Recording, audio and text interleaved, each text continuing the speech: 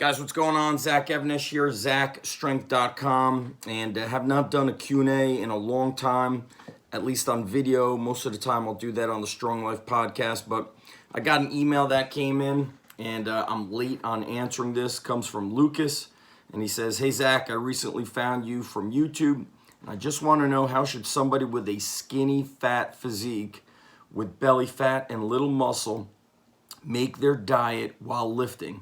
Also, any recommended training program?"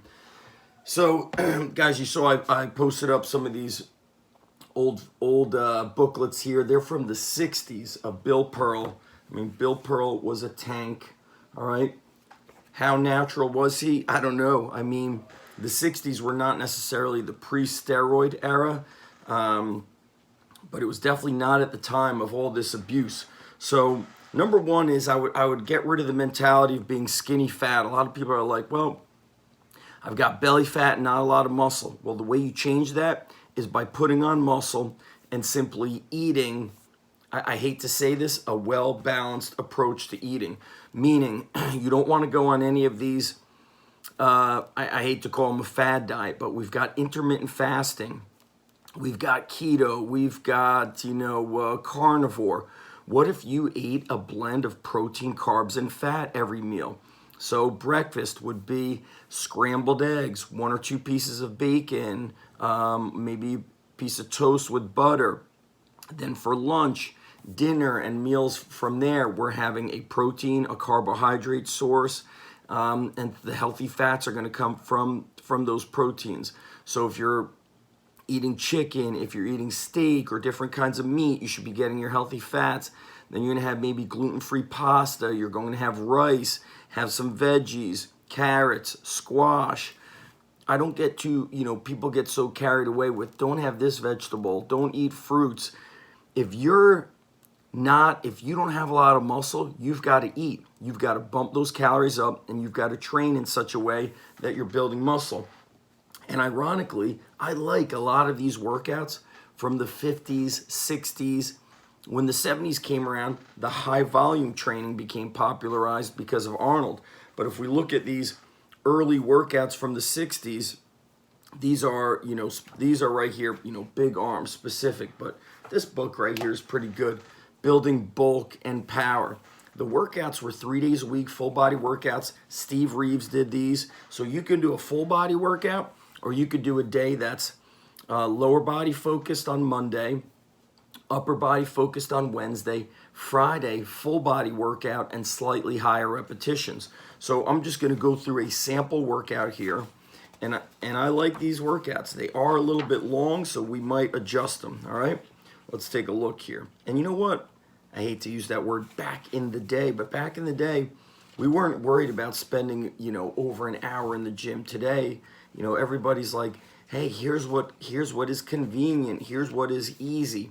And that's a big problem. You don't put on muscle being easy. So here's a little workout. If you guys want to pause the video and do a screenshot of that, I'm going to tell you how to adjust. So the warm-up were sit-ups and leg raises, 1 to 2 sets here. Then everything's like a 5 sets of 5. Bench press, press behind the neck, bent over row, barbell pullover or dumbbell pullover, curls, tricep extensions, and then bench squats, which is box squats. This could be kind of cut in half. So we're going to do some ab work for the warm-up, and then let's say you're going to bench press for 5x5, but I would couple that with pull-up or some sort of row motion so you get the superset action. And then you could do probably not a press behind the neck. You could go with an overhead press, and with overhead press you might couple it with another pulling or rowing motion, and that might be face pulls, band pull-aparts, anything of that nature. But you should be doing kind of these 3 workouts, 45 minutes a week. Your leg day could be a squat variation, lunge variation, and then at the end maybe do some short sprints. No distance kind of jogging or anything like that. So 3 exercises: squats for 5x5, walking dumbbell lunges or reverse lunges or Bulgarian split squats, 2 to 3 hard sets of 10 reps, and then you get some sprints in. And that might be 5, 6, 7 sets of 100-meter sprints. Bang, then you're done. Then on your upper body day, you're going to do bench press coupled with pull-ups. Then you're going to do incline dumbbell bench coupled with barbell row or dumbbell row. Then you get a quick arm circuit. So you do curls and push-ups for 3 sets. Done. Then Friday would be your full body day, high repetition. Friday could be farmer walks coupled with dumbbell benching. 3 to 4 sets. Dumbbell benching is going to be 12 to 20 reps, 15 to 20 reps. You're going to get some high repetition work. Then after farmer walk and dumbbell bench, maybe you go to a chest supported row, put the bench on an incline. I don't even, at the time of this recording, gyms are not open, so I'm not going to tell you to find a T-bar row. Do a one-arm row, do a barbell row. When you're done with the rowing, then get some one-arm overhead presses or a dumbbell clean and press, 3 sets of 5. And then hard arm work. You're going to do dumbbell hammer curls or barbell curls and more push-ups. The key to getting rid of body fat truly is the combination of putting on muscle and eating strong type eating. Not going, oh, I'm afraid of carbs. I'm afraid to have fruit. I think people get carried away with that. And that's why the physiques of yesteryear look like this.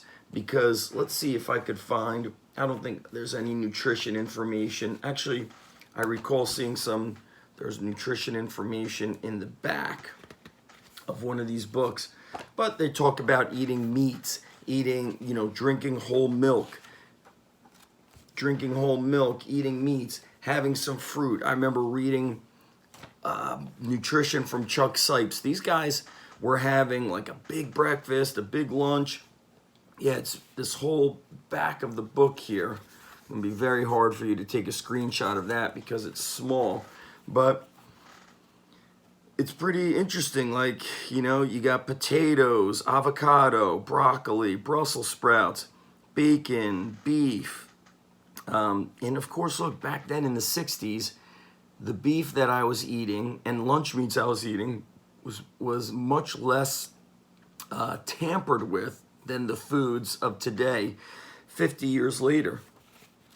But you can't go wrong with steak and potato, chicken and pasta, fish, eating fish. I found that when I look at people that have that skinny fat look, they're not eating enough and they don't have any muscle. You're untrained. So keep it simple. Get 3 strong lifting sessions in. And then just eat strong, okay? Have breakfast, have lunch, have something in the afternoon. That could be maybe a smaller meal or a protein shake. Have dinner. Then at night, if you're still hungry, have another smaller meal. So you're getting in these kind of 3 major meals and then 2 mini meals.